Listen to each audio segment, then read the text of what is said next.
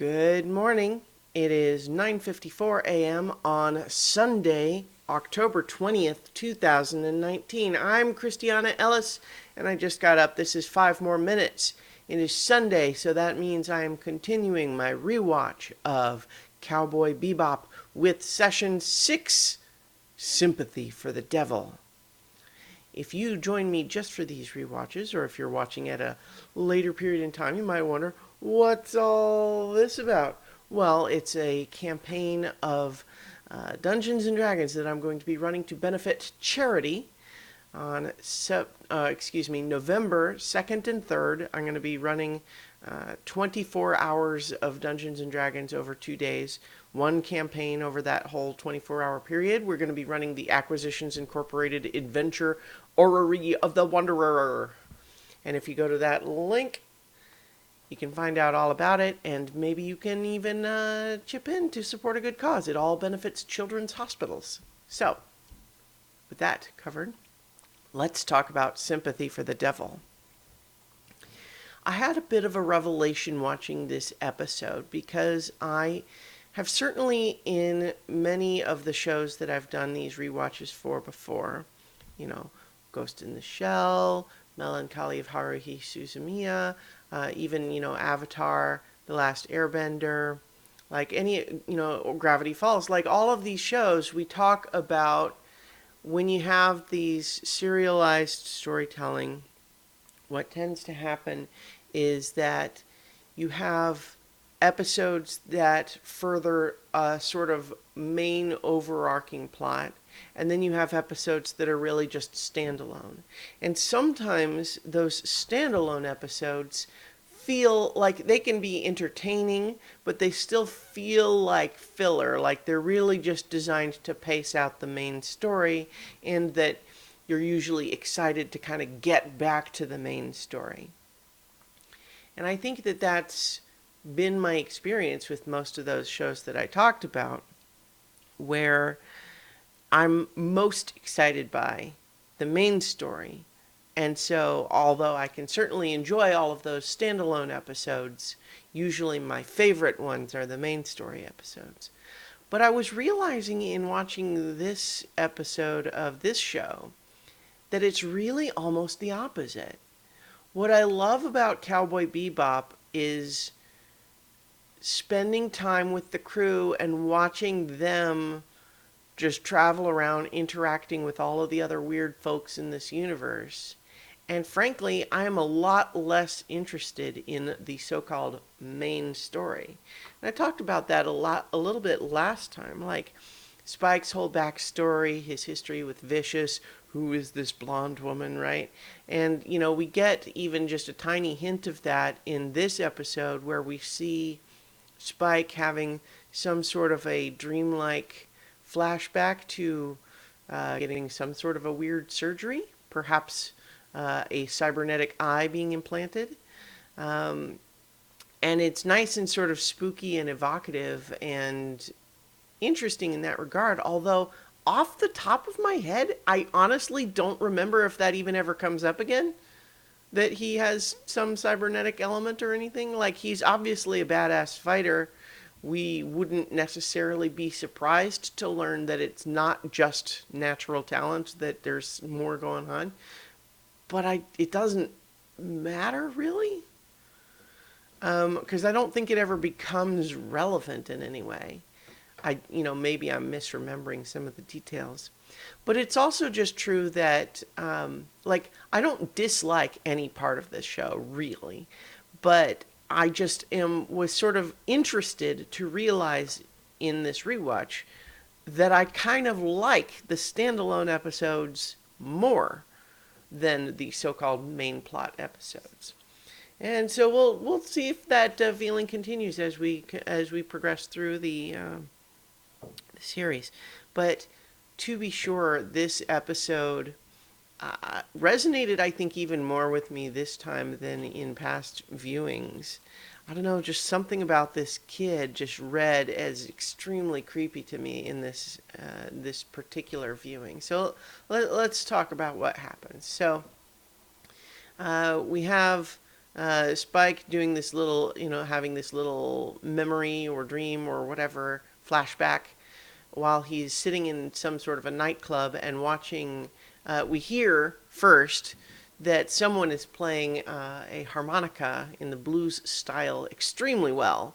But then when we see who's actually on stage, it's like a little kid, like maybe, 12 max. And, it's kind of impressive. That kid seems really good at that harmonica for being so young, right? Interesting. Of course, as the episode develops, we understand why, but it's a nice, mysterious beginning because this show, in general, and in this episode particular, is really good at doling out the clues to the mystery as you go and having a whole complete little narrative arc within a single half an hour episode. And meanwhile, we know that we get a little bit of an additional flashback. This episode kind of is jumping around a little bit. We flash back to the Bebop where apparently, the gang is short on food again because, what else, right? So we have Faye looking for food in the refrigerator, and all that's there is a can of dog food, clearly intended for Ein. It's very clearly labeled as dog food. And Faye decides that to eat it herself, not shy about eating dog food at all, and in fact pulls out a line of like, if you don't work, you don't eat. You're a hunting dog. Hunt up some food. We girls are different. We have to be pampered because we're delicate and refined. And meanwhile, she's walking around like in her underwear and just going eating dog food. So that's fun. It's certainly Faye's style to be both pretty selfish and also like, hypocritical is not really the word, but I think just selfish. Selfish is just covers it really. But just the idea of having fun with the idea that she is playing at thinking of herself as delicate and refined at the same time that, she I think there's a layer of awareness under all of that stuff, I think, with Faye. Anyway, so we know that the Bebop's in dire financial straits again. And we learn that, from Faye, that she's not going to really participate much in this particular one. She sees a $3 million Wulong bounty, which, that price range we've learned previously is not considered a large bounty. But she basically sees just a little bit of the detail and decides she'll let the boys get that one. So now we see that both Jet and Spike are both at the nightclub following this guy that we just saw the bounties for. They confirm it's him. They talk a little bit about the blues, and Jet expresses that, he's a big fan, always has been. And then we have a delightful encounter where they see another bounty hunter in the room, an old associate of Jet's named Fatty River, which... it's pretty on the nose to have, kind of to have the character's name be Fatty. But on the other hand, it is kind of cool that he is fat and yet also kind of a badass. He's a bounty hunter. He's got a cool look to him. And, we see him eating a lot of sweets later, but he's clearly, at least semi-competent, as competent as our guys. Anyway, but it's a really fun encounter, and I think really well animated, showing both Fatty and Jet being extremely irritated that the other is there because it's competition for a bounty, and yet there is some affection there, like, hey, I know that guy. But also going to weaponize that to try to, Jet is going to try to attract attention to Fatty so that Fatty, Spike can move on the bounty while, Jet distracts his old friend there. And having both of them realize what's going on and be irritated and yet also playing into it. And so just this moment where we see the progression of Fatty's face when, like, he hears his name being shouted out. He's like, wait, what's that? Oh, no. Oh, hey! And you can see sweat on his forehead as he's playing the greeting role. Hey, Jet, I haven't seen you in so long. And then, of course, later he provides some crucial information that Jet and Spike didn't have about the situation here. He's kind of a cool character, I think. And so, even though it's a little on the nose to have him be a heavy character and then also named Fatty, but yeah. Anyway, that's certainly one of the things that I think this show has many elements that are sort of progressive in a way, but then have details that really don't age well. And that's an example, I think. It's very cool that there's this, you know, uh, big guy that is a competent bounty hunter and an interesting character who contributes to the story in ways that are not directly related to his weight, but then they name him Fatty. All right. So, like, that's just, we can talk about some of these things without being overly critical. But in the meantime, so Jet is distracting him while Spike goes to follow their target, who they're calling Giraffe. It's a little weird, the animal names, but sure, why not? So this guy, their bounty is called Giraffe, but we see that Giraffe is following the kid who is playing the harmonica, who is now traveling with an old guy in a wheelchair. So Spike is following Giraffe, who in turn is following this kid and the old man in the wheelchair, who get in a taxi. They're traveling. When they're both in taxis driving away, Spike decides that he's going to go get his ship to follow them. But unfortunately for him, by the time he's able to get there with the ship, it's too late, because we see part of a scene. We don't see all the details, but what we see is Giraffe following the two into a big hotel, kicking into the door, running in with a gun, and he's basically talking to someone named Zebra, and he's saying, "Give him back, give him back." And given that this is a rewatch, I don't have to be coy about spoilers, but the intent clearly is that we think he is talking to the old man and saying, "Give back the kid." That would be the normal expectation we might have. At the very least, it's unclear, because we don't actually see any reaction shots from them, so we don't know exactly who he's talking to. But then we see him get shot and blast out the window of this big, tall building. We don't see who shot him. We don't see any of the after effect of that. But we certainly do see that, as Spike has flown in just in time to catch the body of Giraffe, we see, the old man and the kid looking out through the shattered window. And the kid, I think, if we already had the clue that he was suspiciously good at harmonica, we would also now observe he seems pretty okay with what just happened. Like, he's basically just not reacting, just sort of the calm stare, which is unusual, you would think, for a kid, right? If this was a kid who's actually in danger, right? So, more suspicious stuff. But then Spike manages to get this guy. He's really dismayed that he's going to die, because then they don't get the bounty. But in the meantime, with his last words, Giraffe hands over this strange ring and basically says, help him.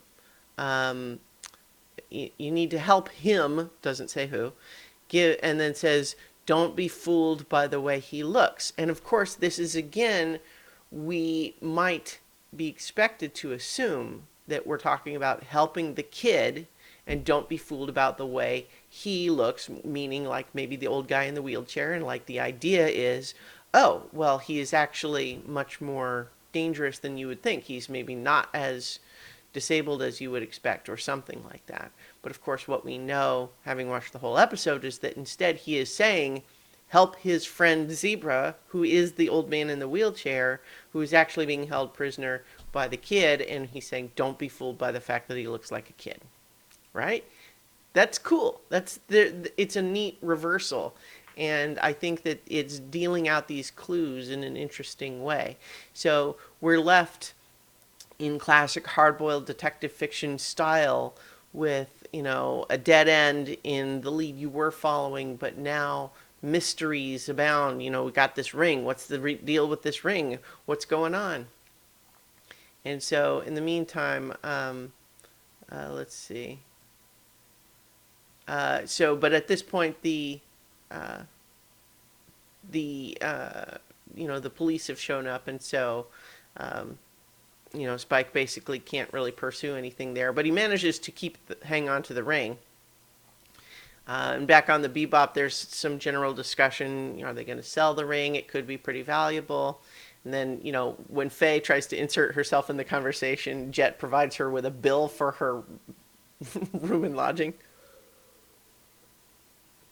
And, the topic is not pursued further, but we certainly see her irritation at that because they're basically all in the same boat, really. Literally. Haha. But in the meantime, they want to continue to pursue some stuff. So Jet goes to talk with his old buddy to get some information. He said, oh, well, now that he's dead, so neither of us get the bounty, let's at least share information about what was going on. And this is where we learn that Giraffe and Zebra, who we get confirmation that Zebra is the guy in the wheelchair, although he wasn't before. And they were both the leaders of a self-defense volunteer squad paramilitary organization. Supposedly, everyone is assuming that the kid must be Zebra's son. And so we learn that it was, 10 years ago, they had a confrontation with some space raiders, a land dispute. It all came down at some R&D facility near Mars, and that tips into what we learn later. A few days later, the raiders are wiped out. Zebra's missing. Giraffe is found blindfolded in a silo. They say Zebra double-crossed him so he could run the squad solo. Later, Zebra turns up in a wheelchair with the kid. Guess it didn't turn out the way he planned.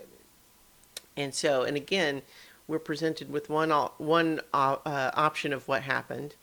But what we know, really, is that probably, the kid, who I think we get a name as Wen, but it didn't stick in my brain. I only see it just in this wiki. But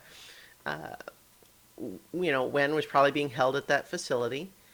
During some of the fighting, perhaps he ended up getting to go free, and he managed to kidnap Zebra, manipulate everything, and so now he's got Zebra paralyzed to act as his father while he goes around. And in the meantime, Giraffe is still just looking for his buddy, right? Like trying to help his buddy, who's clearly being the prisoner of this strange kid.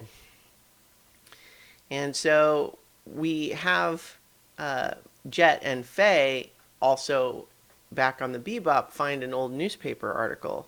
And this is our first real clue where we learned for sure, we confirm it's actually the kid that we're dealing with here. Where they find an old newspaper article where the same kid is with a different guy in a wheelchair 30 years ago, looking exactly the same. And so it's like, wow, okay. So Spike goes back to the nightclub because this kid, Wen, is still playing harmonica at the nightclub. He returns to that scene even though that was where some bad stuff happened, which I think is a really cool detail. The show doesn't bring a lot of attention to it. They just use it as a way for Spike to pick up the trail again.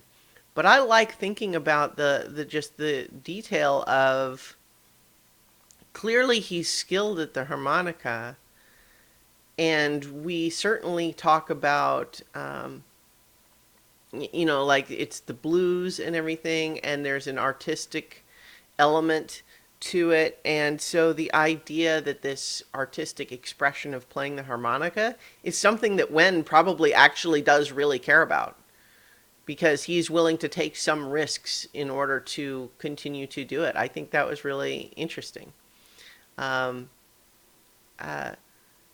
Let's see.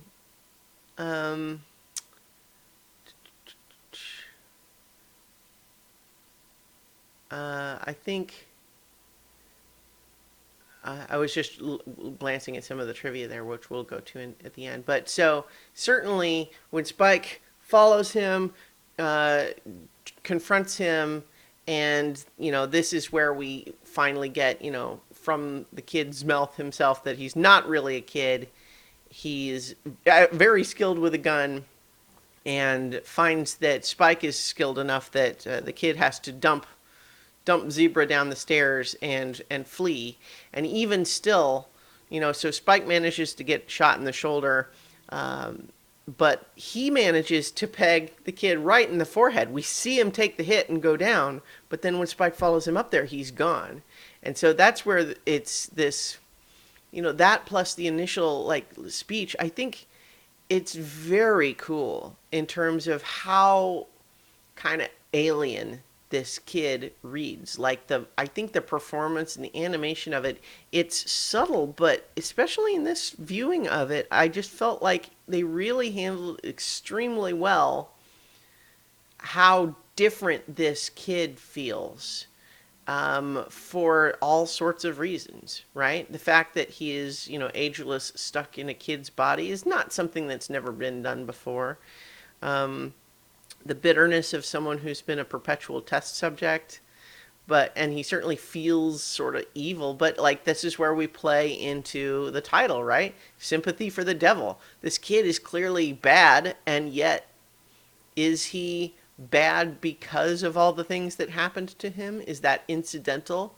Or even if it is incidental and that he's bad and he's worse than his treatment justifies, you can still have sympathy for the devil, right? So there's a Rolling Stones song called Sympathy for the Devil, and in that, according to the trivia here, because I'm not actually an expert in these things, but in that, the narrator of the song is the devil who watches as generations of people die around him. And it's yeah, that's, so a lot of Cowboy Bebop's references are not, subtle. They're drawn directly from, pop culture. It's just that the show is older now, and so some of the references are more dated. And certainly there's a note here as I'm looking at some of these other references that Fatty Rivers' name is a reference to Muddy Waters, who is a legendary blues musician. And yeah, okay, I could kind of see that. It also suggests that Wen's outfit is a reference to the trademark outfit of Lupin III, who is another classic anime character. And I don't know, that seems like a stretch to me. Because I don't really see why there would be a connection other than, even if it's the exact same suit, I'm not sure why it would be, because I don't really see any other connection. Lupin III is a famous sort of scoundrel cat burglar type, so I don't see why there would be a connection to this kid. But in any event, it also says that, Wen's harmonica playing is an homage to Charles Bronson's character harmonica in Once Upon a Time in the West.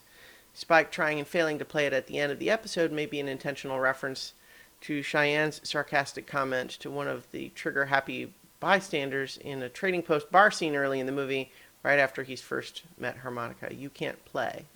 I don't know. I haven't seen that movie, so I'm not sure about that. But in any event, we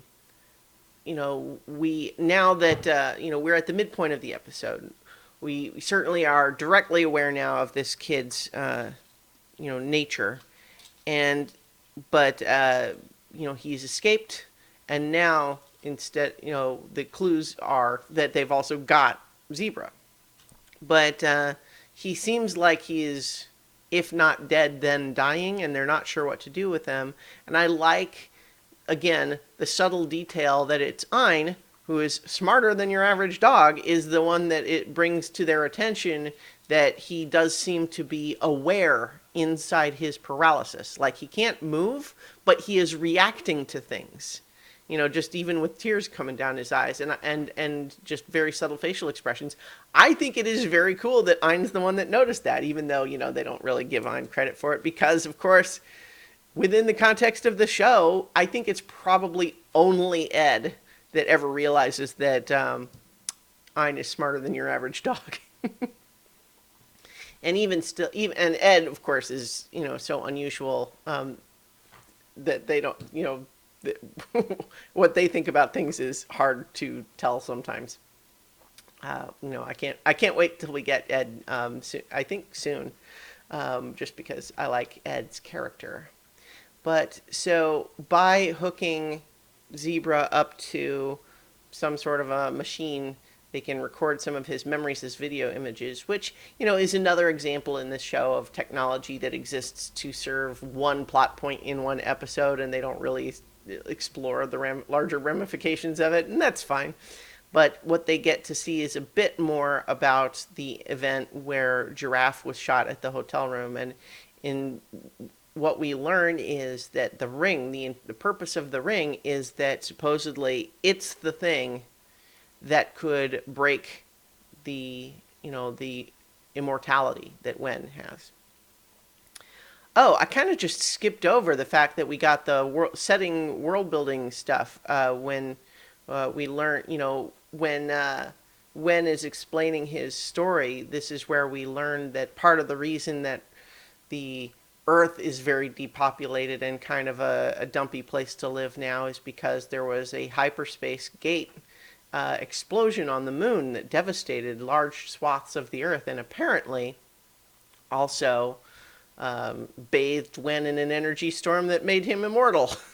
I guess, right? And that's kind of cool. And so that was part of also, when we see like everything he's gone through and the idea that he has multiple times been made prisoner by scientists who want to do studies on him. But just the idea that he always is the one, that always comes and goes and he stays, right?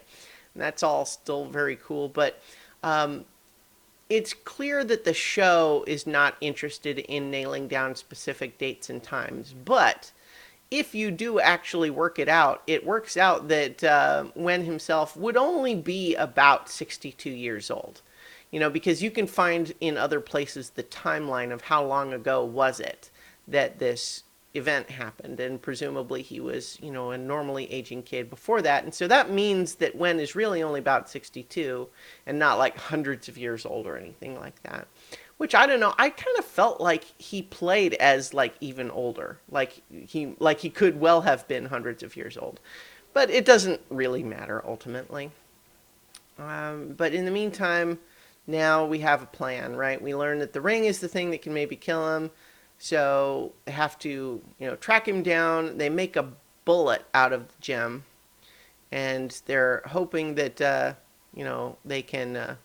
They're only going to get one shot, and they're not actually sure what'll happen. But it's interesting, I think, that they are so committed to it. Because you could make a strong case for the idea that there's no bounty on this kid.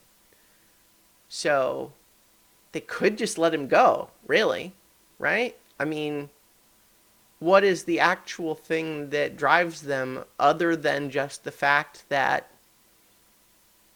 they feel like he's bad and needs to be stopped because he's just gonna, like, he shouldn't exist. Like, he's gonna just find some other sucker and paralyze him and keep doing the same old stuff and, leaving this trail of destruction. And so, yeah, I guess, right? I have to take him down. But it's interesting because, of course, you say, well, is that an argument about Wen or an argument about Spike?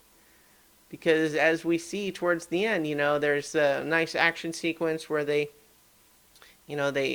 chase down Wen in this taxi cab who's already killed someone else, a taxi driver. Shoots him. There's a big gas station explosion in the car, and Wen is unharmed. And then there's a whole bit where they're having like a dual shoot off, and Wen actually shoots 3 times, and Spike is basically just letting him take the shots, even though one like grazes his cheek, and because he needs to line up the perfect shot on Wen, and he nails him right between right in the forehead again, which didn't work last time, and Wen doesn't even try to evade because he, like, from his perspective, why would he? Like, he knows that he'll be fine. But this time he's not fine. And we see that he begins rapidly aging.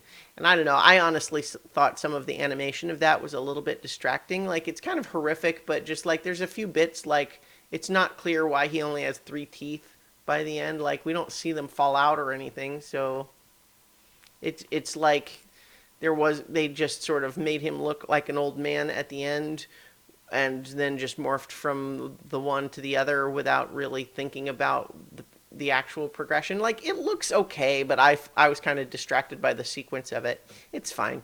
But in the meantime, now that he's going to actually die, Wen kind of suggests that he finally feels at ease, and then seems to really press Spike for, like, do you understand? Like, he wants Spike to understand. And Spike is kind of dismissive. He says, yeah, as if. He's kind of said that previously, too, though. You know, we saw him say that in the past as well, just earlier in this episode, when, you know, they're learning about what the ring could do, and it's played as him acting deliberately dismissive to something that we know is actually serious. So that's another just little subtle nuance there. But given the overall arc for Spike, I think it's worth noting a question of, you know, we know Spike was supposedly dead, right? You know, people thought he was dead. He faked his death. You know, now he's actually alive, and there's a, you know, but the question of, like, what would it feel like to finally feel at ease? Do you understand, Spike? Do you understand? Yeah, as if, right? And so this idea of what would that mean for Spike to finally feel at ease? It's, you know, it's just a little bit of an echo of some of the stuff that comes. So that does it for this episode, Sympathy for the Devil. And next time we'll talk about another episode that I really like, which is Session 7, Heavy Metal Queen. So we'll be back next week for that. And in the meantime, I'll talk to you tomorrow for 5 more minutes.